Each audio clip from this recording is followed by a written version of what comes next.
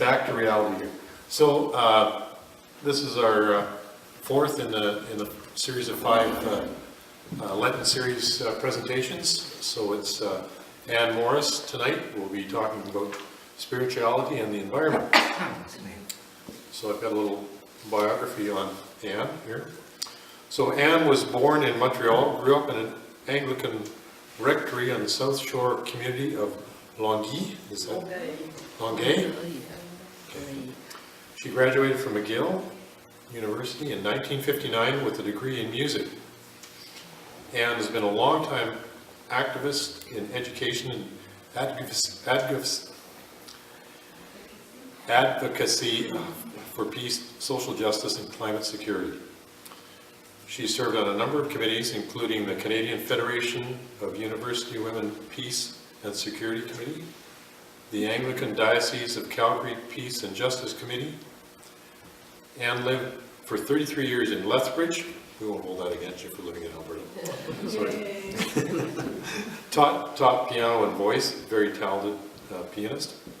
She's also served as executive secretary of the Canadian Journal of Philosophy from 1982 to 2002, 20 years. When she met and married Ray, and they moved to Salmon. Anne's the mother of 2 sons and a daughter. So, welcome Anne. So, I've got a little prayer here to open with before Anne comes up. And this is by Chief Seattle.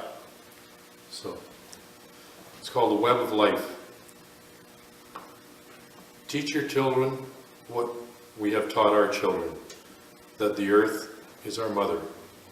Whatever befalls the earth befalls the sons and daughters of the earth. If men spit upon the ground, they spit upon themselves. This we know. The earth does not belong to us, we belong to the earth. This we know. All things are connected, like the blood that unites one family, all things are connected. Whatever befalls earth befalls the sons and daughters of the earth. We do not weave the web of life, we are merely a strand of it. Whatever we do to the web, we do to ourselves. By Chief Seattle. Thank you. Just one more thing. After Anne's presentation here, we do have juice and cookies at the back, and so we can kind of meet and informally talk. Anne.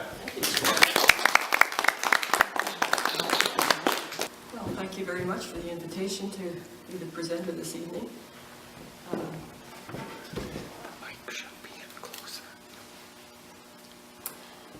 Spirituality and the environment. In the book of Genesis, we read how God created the earth and everything in it. God saw all that he had made, and it was very good. The earth is a sacred gift from God, who created it so that everything was in balance and harmony. There were abundant resources to meet the needs of all people. No one had too little, and no one had too much. Everyone had just enough. The earth, as God made it, is the embodiment of God's economy of enough for all. But history shows that over a period of time, humankind's sinful nature gives rise to inequities in societies. Wealth and land become concentrated in fewer and fewer hands. A few have more than they need, while many others do not have enough.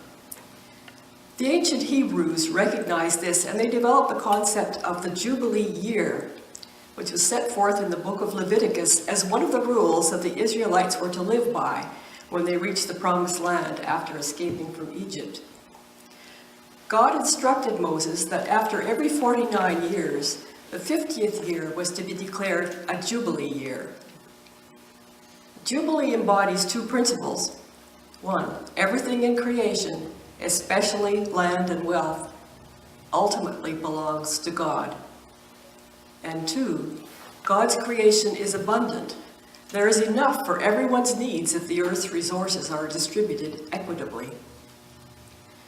Jubilee is a call for restoring right relations with God, right relations among the people of the earth, and right relations between humankind and creation.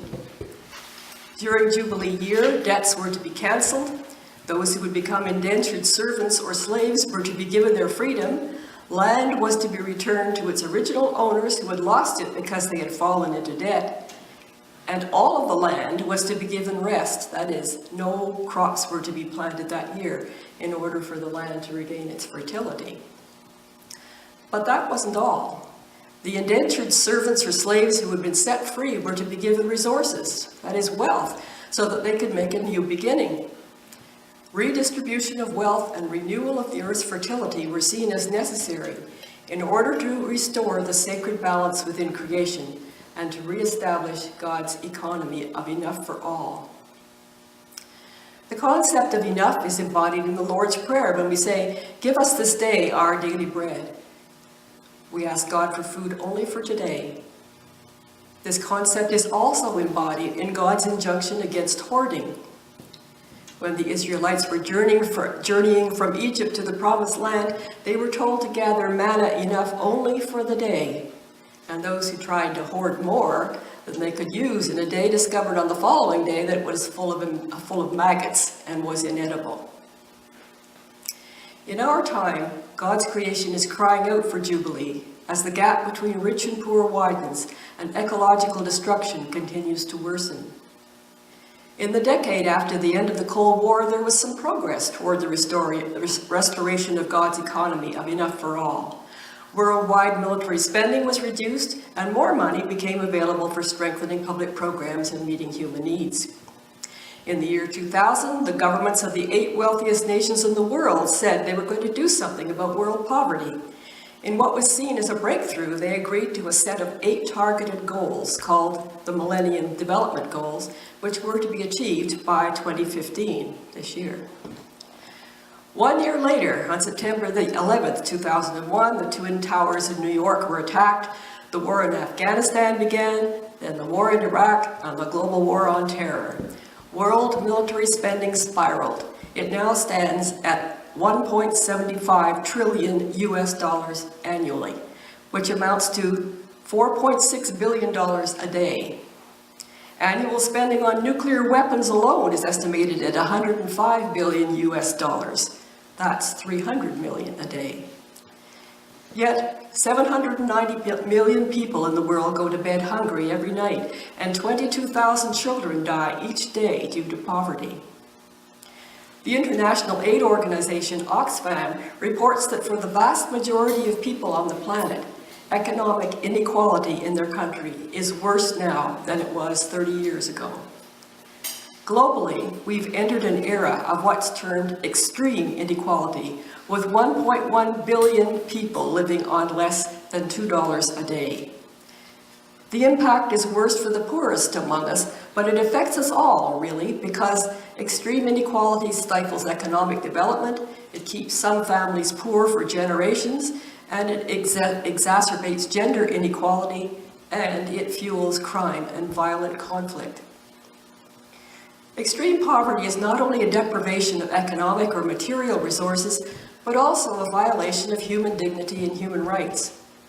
Without resources of wealth or land, the poor lack the means to fully enjoy and live out their God-given humanity, to achieve their full potential as human beings made in the image of God. Poverty is a form of violence and oppression. Climate change is making the situation worse because it is hitting those in the poorest parts of the world the hardest.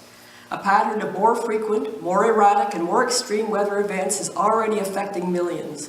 The result is more hunger and misery for the millions who live on the margins of global society. An estimated 150,000 people die each year from the effects of climate change, and it could get much worse. 10 years ago, the United Nations climate negotiators concluded that in order to avert runaway climate change, global warming must not exceed 2 degrees Celsius above pre-industrial levels. But the most recent assessment by the Intergovernmental Panel on Climate Change indicates that with current policies, the world is on track for a temperature rise of 3 degrees to 5 degrees above pre-industrial levels. A temperature rise of just 4 degrees above pre-industrial levels would result in a sea level rise of 3 to 6 feet. There would be drought over 40% of inhabited land, there would be hundreds of millions of refugees, and half of all known species would become extinct. A 4 degrees Celsius future would mean the end of civilization as we know it. Canada has one of the worst records on climate change. John Dillon, the Ecology Program Coordinator at Kairos, notes that the Intergovernmental Panel on Climate Change is calling on industrial countries like Canada to cut their carbon emissions 25 to 40% below 1990 levels in order to keep global temperature increases below 2 degrees Celsius. But on current trends, Canada is headed for emissions in 2020 that would be 150% to 167% higher than what would be consistent with a 2 degrees Celsius increase. Climate change is the central ethical challenge of our time. The life of entire ecosystems that humankind and other species depend on is threatened. Essentially, we are destroying the life-sustaining systems of the planet to enrich a small minority of humanity who can't hope to survive themselves if we continue on this path. One way of thinking of the challenge we face is in terms of biocide, geocide, or ecocide. The great earth scholar Thomas Berry said, quote, "We find ourselves ethically destitute just when for the first time we are faced with ultimacy, the irreversible closing down of Earth's functioning in its major life systems. Our ethical traditions know how to deal with suicide, homicide, and even genocide, but these traditions collapse entirely when confronted with biocide, the extinction of the vulnerable life systems of the Earth, and geocide, the devastation of the Earth itself." How did we get to the point where we are now facing the ultimate challenge? Respect for the Earth and its ecosystem is a principle common to all religions, yet much of our public policy reflects the idea that the Earth is an unlimited resource that we can continually exploit for material growth and profit. We tend to see ourselves as outside the web of nature, able to manipulate it to our own ends. Our Prime Minister tells us that Canada can't take strong action on climate change because it would hurt the economy.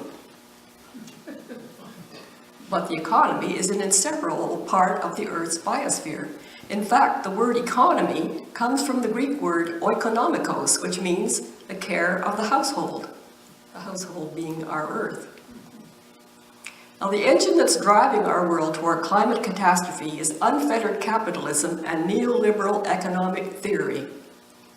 Neoliberalism dictates that corporations should make profits unrestrained by government intervention. It portrays the market as an invisible hand that governs all human and economic activity with a logic that can't be interfered with. Effectively, neoliberalism is a theology because it elevates the market to divine status. No amount of human suffering or destruction of the biosphere can prove it false because its truths are considered eternal and not subject to contradictory evidence. We are told there is no alternative. Now, neoliberal economic theory shapes government policies. For example, taxation policies that allow the wealthy to park their money in tax havens and avoid paying taxes in the country where their wealth was earned. It affects social and environmental protection programs. It's also reflected in trade agreements, which are negotiated in secret and give corporations unrestricted rights. For example, many people don't realize how serious this is. For example, rights that trump government laws to protect human health, and rights that can challenge and block government efforts to establish clean energy programs. As a result, free trade agreements have led to the impoverishment of many, a shrinking middle class, the vast enrichment of a tiny percentage of people, and the devastation of the Earth and its climate. David MacDonald, in reviewing Naomi Klein's recent book in the United Church Observer, points out that, quote, "The same economic system that can't put the brakes on fossil fuel use is also responsible for creating obscene concentrations of wealth among a global elite. And these elites have a stranglehold over our economy, our politics, and most of our media." We cannot continue on the path of ever-growing consumption and accumulation of wealth. In fact, we must change course fast if we are to avert climate chaos. What is needed is transformation. We can think of it in terms of the Great Turning, a term used by authors Joanna Macy and David Corton, which resonates with the words of the prophet Ezekiel when he called on the people of Israel to turn from your evil ways and live, and also with the psalmist's call to turn my heart to your decrees and not to selfish gain. The Great Turning is about a new reality breaking into an old one. It calls us to seek a socially just, ecologically sustainable, and spiritually fulfilling human presence on Earth. Glimpses of this can be seen in the ongoing resilience and life-renewing capacity of nature itself, as well as in the millions of movements of people struggling to recreate a world where all have enough and where all can live well in harmony with the greater community of life. How do we go about this? Well, first, we must change our way of thinking about ourselves in relation to the Earth. For too long, we have thought of ourselves as outside the web of nature and able to manipulate it to our own ends. Indigenous peoples have a great deal to teach us about living in harmony with Mother Earth, taking only what we need, always conscious of the impact of our actions on 7 generations to come.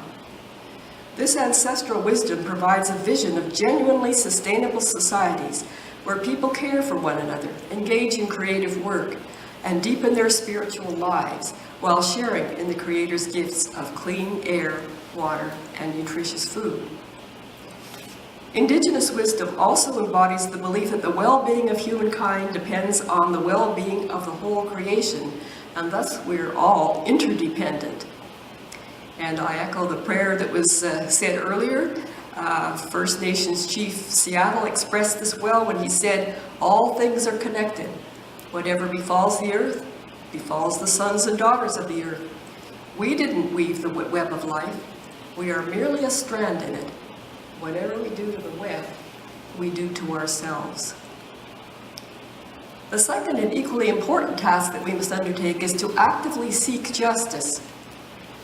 Down through the ages, Christians have responded compassionately to poverty and human need with acts of charity. Indeed, if we're truly grateful for what we have, we can do no less. Charity born of compassion and kindness is vital, but it doesn't address the question of why there is growing inequality in our world, with 1 billion people living in extreme poverty, or what to do about the greatest threat that humankind has ever faced, climate change. To address these broader issues, we need to engage in the social form of compassion, which is justice. To seek justice means working through the democratic process to change government thinking and help to shape new systems, new policies, and new ways of thinking. And this means being political. But some people will say we shouldn't mix religion with politics. Archbishop Desmond Tutu responds by saying, "I'm puzzled about which Bible people are reading when they say religion and politics don't mix." In fact, the Old Testament prophets, Isaiah, Jeremiah, Micah, and Amos, not only railed against the injustice of the times, but they insisted that for worship to be acceptable in God's eyes, it must be accompanied by action for justice. In fact, there was an ancient prophetic tradition in which God insisted not merely on justice and worship, but on justice over worship. God repeatedly said, "I reject your worship because of your lack of justice." But never ever did God say, "I reject your justice because of your lack of worship." Consider this passage from Amos, who it was clear that God had said, I despise your festivals, and I take no delight in your solemn assemblies. Even though you offer me burnt offerings and grain offerings, I will not accept them. Take away from me the noise of your songs. I will not listen to the melody of your harps. But let justice roll down like waters, and righteousness like an ever-flowing stream. The Old Testament imperatives for justice are clear, but in the New Testament, the mandate for seeking justice is even stronger.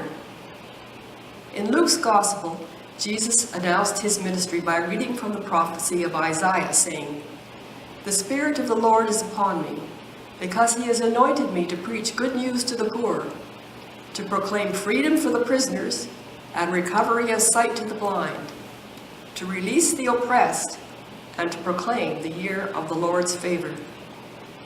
Then, rolling up the scroll, Jesus sat down.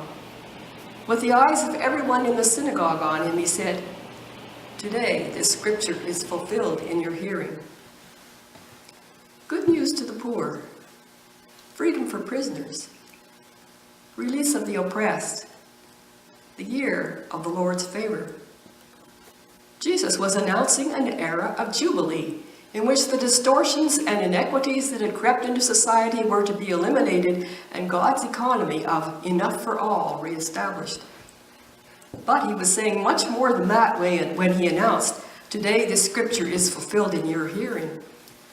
With these words, Jesus proclaims that he is ushering in the beginning of God's kingdom here on earth, a kingdom characterized by peace and justice, where there is enough for all.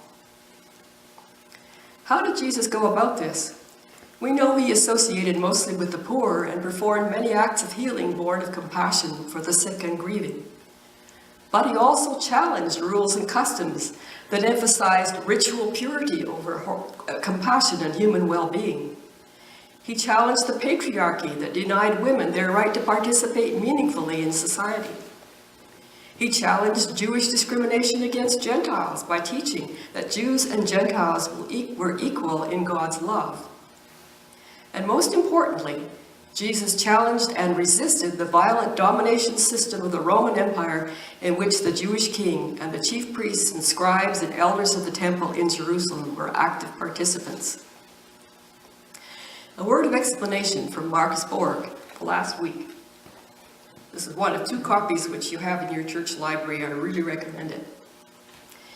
In Jesus' time, the Jewish king and the chief priests of the temple were appointed by the Roman governor. The temple was responsible for collecting the annual taxes that were due to imperial Rome, as well as an array of local taxes. One of the perks of tax collecting was to collect more than was necessary and to confiscate the land of people who had fallen into debt and couldn't pay. Well, the temple authorities were thus amassing great wealth by exploiting the poor. But in return for being given license to indulge their greed, Rome charged them with the responsibility of keeping the Jewish people quiet and submissive. Anything that stirred up the people and threatened the peace was a threat to the system from which the Jewish authorities were benefiting. Growing numbers of people were flocking to hear Jesus, and they were delighted at his skill in avoiding the temple authorities' repeated efforts to entrap him, and his ability to use these opportunities to expose and challenge the complicity of the temple authorities in the oppressive domination system of the Roman Empire. So great was Jesus' popularity with the crowds that the authorities feared an uprising. Jesus' culminating act of nonviolent resistance to imperial Roman oppression and local Jewish collaboration took place on the Monday before his crucifixion. Entering the outer courtyard of the temple, Jesus drove out the buyers and sellers of animals, overturned the tables of the money changers and the seats of the dove sellers, and said, "Is it not written, 'My house shall be called a house of prayer for all the nations,' but you have made it a den of robbers." According to theologians Marcus Borg and John Dominic Crossan, Jesus meant that God's temple had been turned into a refuge or den for the high priests, scribes, and elders who were collaborating in Rome's violent and oppressive domination system and using the Jewish religion to legitimize it. In so doing, they had turned the temple into a place where worship substituted for justice. Jesus was prepared to accept the consequences of his action, and for him, the consequences were crucifixion and death. Jesus did not seek suffering and death, but he accepted it as the inevitable consequence of living an all-encompassing love that challenged oppressive power systems and the injustice that resulted from them. We are called to follow Jesus in walking the path of radical love that challenges today's oppressive power systems and the injustice and environmental collapse that they are causing. As individuals and as communities, we engage in charitable action to alleviate human need, and we take steps to reduce our carbon footprint. But the sum of all these individual efforts will not be sufficient to lift the poor out of poverty, or to create a realistic path back to a safe climate world, unless there is concerted action by the world's governments and international bodies. And they're unlikely to act unless we, the citizens, become involved in the democratic process to persuade them to act.